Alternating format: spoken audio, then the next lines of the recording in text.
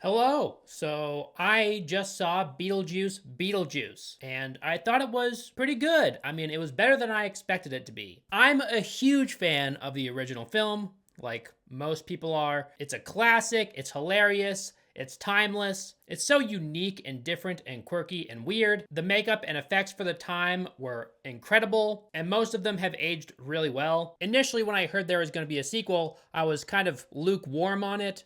I didn't know what to think really. I wasn't excited. I didn't hate the idea. It was whatever. While I did like it, I think it's kind of a mixed bag. It's extremely random. And I know the first one was kind of weird and random as well, and that added to its charm. I think there's just a tad too many elements in this movie. Lydia has a daughter now, and there's this whole thing with her boyfriend. Delia has a boyfriend now. There's this whole subplot with him. Even Beetlejuice himself has this ex-girlfriend from long ago, and she pops up out of nowhere. So everybody has this significant other, and there's all these different subplots involving them. It's a little messy. It's all over the place. I didn't hate any of them, but I kind of wish they scrapped one of them and developed the other two more thoroughly. Because it's only the Delia Dietz's boyfriend subplot that I thought was fleshed out enough. And while that is the case, I found his to be the least satisfying of the three. Willem Dafoe is in this movie, and he plays this funny, like, hotshot actor slash detective. And yeah, I thought he was pretty funny. Even Danny DeVito is in this movie for like a minute.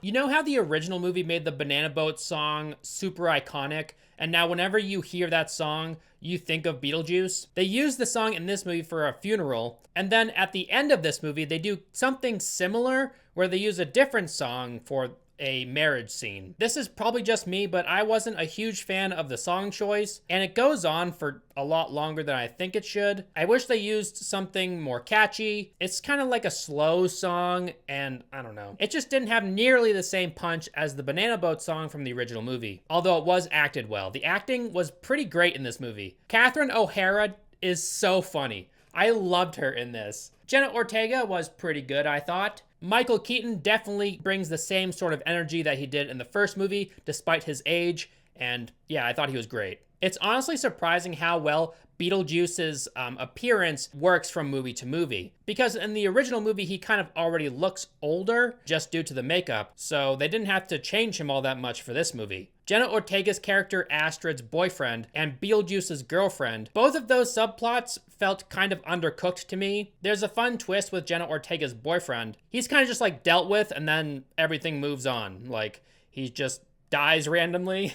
But then he's just kind of like dealt with and the movie moves on. And Beetlejuice's girlfriend is built up throughout the entire movie like she's supposed to be this menace and she's killing people left and right. She shows up at the end and then is killed off immediately. There's some fun ideas in this movie. I just think there's too many ideas stuffed into this one movie. And to make them all work simultaneously and make them all satisfying in the same way, I don't know. It didn't work out, I don't think. Also, the makeup was kind of poor at times. I found that pretty strange. Like Willem Dafoe's makeup for his head injury doesn't look the best. And there were a couple other moments throughout the movie where I was like, they couldn't make this look better? But for the most part, it looked pretty good. There's a bunch of callbacks in this movie, but not too much. And I think killing off Jeffrey Jones's character was a good idea. You know, given the fact that he's a registered sex offender. You guys can learn more about that just by Googling it. But the way they killed him was pretty hilarious. He died by a shark attack. Technically, he's in the movie. Just the top half of him is missing. And his gravestone is a shark fin. It's so funny.